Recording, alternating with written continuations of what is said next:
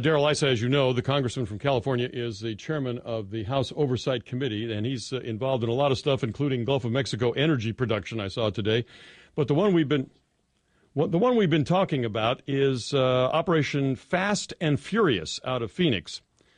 This is the famous gun walker thing. CBS News, to their credit, broke this story, and I give them credit every time I talk about it. I'm very happy to say when they do something right, they do something right. This story, however, CBS has gone silent now that it looks like Ken Melson, the acting director of the Bureau of Alcohol, Tobacco, Firearms, and Explosives, the ATF, has spilled the beans. He has accused, in conversations with investigators for ISIS committee, he has accused the higher-ups, the political appointees, of knowing about this, of hiding a memo, an internal memo that documents it, and of the fact that this DEA and FBI agents were actually, some of these straw buyers, and indeed some of the cartel leaders, were informants, were paid by the DEA and FBI, namely by taxpayers. Taxpayers are on all sides of this war. We're paying the cartels, we're paying the straw buyers, we're paying for the guns, unbelievable. So I know that Darrell Issa's got his little cell phone, and he's down in the cloakroom, and he's running out. They're doing a bunch of votes today at the House of Representatives, so we're going to catch him on the rebound here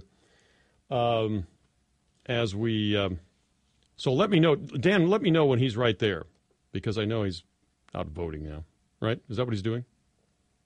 Yeah, so he's voting. We'll get him in. Now, here's what Melson has told his ISIS committee. The Obama regime financed, partly with stimulus funds, by the way, an $80 million program to allow straw buyers in Southwest gun shops in the United States to purchase hundreds of weapons.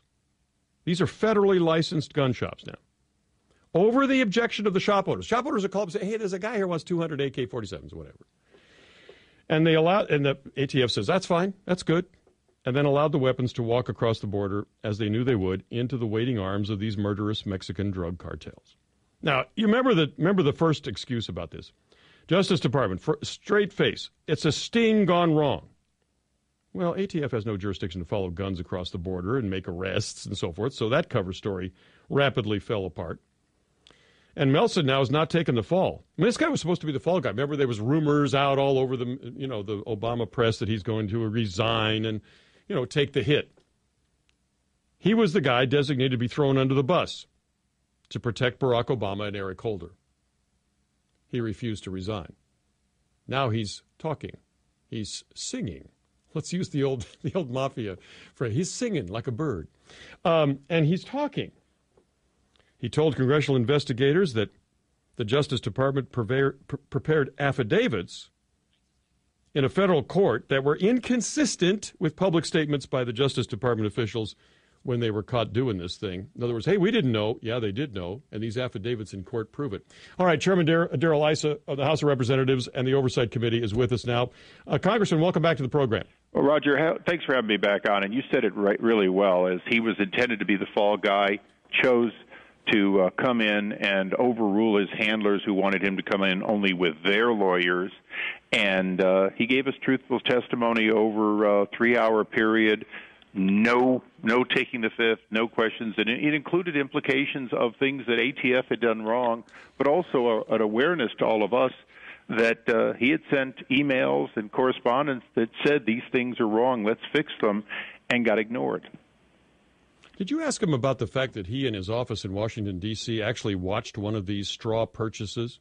We did, and it turned out, this is a former U.S. attorney, it turned out he asked for the IP, he asked for the information, but that absolutely under oath said no, as a U.S. attorney, he would never become a former U.S. attorney, he would never become a fact witness by watching it. He said he wanted to understand the technology, he had demonstrations, but neither he nor anyone in his office ever watched it directly. That was something we understood from an earlier whistleblower who gave us all the reasons he could have watched it, but under oath he said no, he didn't. And as somebody who was a career U.S. attorney, we believe him. Now, he said a lot of other things, some of which we know and I'm sure some of which we don't know, but he did talk about a smoking gun, according to published reports, an internal memo withheld from Congress to this date, indicating that political appointees, namely people appointed by the president, in the Justice Department, knew and were involved. How much can you say about that? Roger, you're exactly right. He's named it. He's given us specificity as to when he sent things, when he received things, and we've issued subpoenas for those exact documents and demanded that they be unredacted. If we don't get them, that could well be a contempt request on the House floor. That's not something we do lightly. We expect, though, when we have sworn testimony by a current U.S. federal official, high-ranking, that we would be provided with the information that either corroborates or dispels. And we strongly believe it'll corroborate his statement that these emails were withheld from us from our earlier document request, and now we've asked for them specifically, and we expect them to be delivered. Now, you're scheduling more public hearings. What's the purpose of those? Are you going to try to get more of these officials in to talk, or what's the purpose?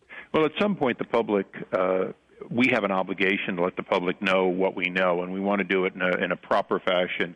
And we can issue reports and give you evidence of discovery, but actually having agents, ATF agents from both sides of the border next Tuesday come and speak to us under oath live, where the questions by Republicans and Democrats are open and they have to answer them, is the best way to give the transparency to the American people on this program that was so wrong in its conception and obviously led to tragic deaths on both sides of the border. John Dodson is one of those ATF agents who spoke to CBS News and others and to your committee, and is now, I guess, subject to some kind of retaliation at ATF. What do you know about that? Well, it's actually a somewhat good report. The Inspector General has taken up the cause of these leaks that were one-sided, deliberately designed to make it look as though he was part of the problem rather than somebody pushing back and trying to be part of the solution.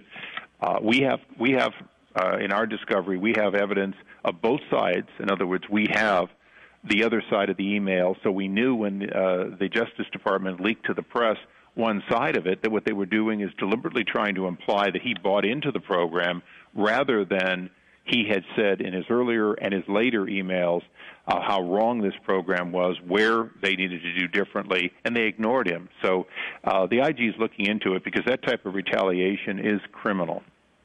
Wow. Darrell Issa with us now. Congressman, you also were talking about the Gulf of Mexico today. Is there anything you don't have in your jurisdiction? I understand that you've got a wide range of things you talk about, but you got into the energy production issue, which, of course, is crucial, in my opinion, to this economy recovering. What's going on there? Well, there's about 239 million jobs that won't happen in 2012 unless we change our policy, what we're calling the permatorium.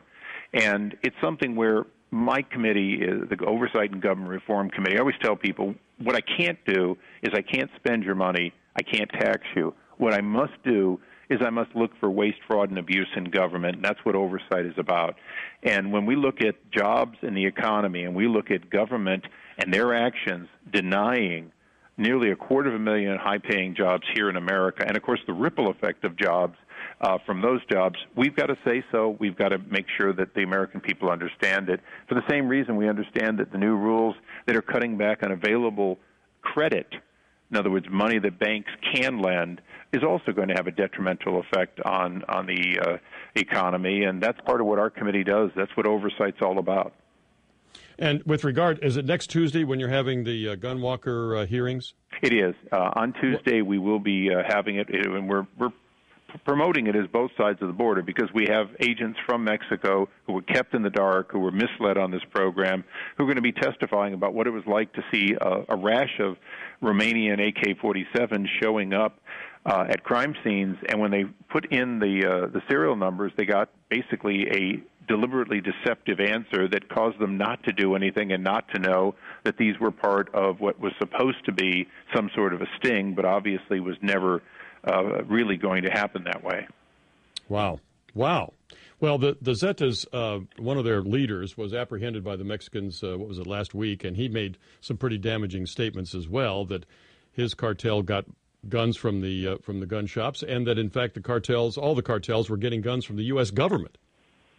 Well, and that's effectively what our investigation has found, is that some of the people that were facilitating these gun purchasers were paid informants. We may never know, or we may someday know with specificity just how much of your taxpayer dollars went into that, either giving these people support or in some cases even facilitating the purchases.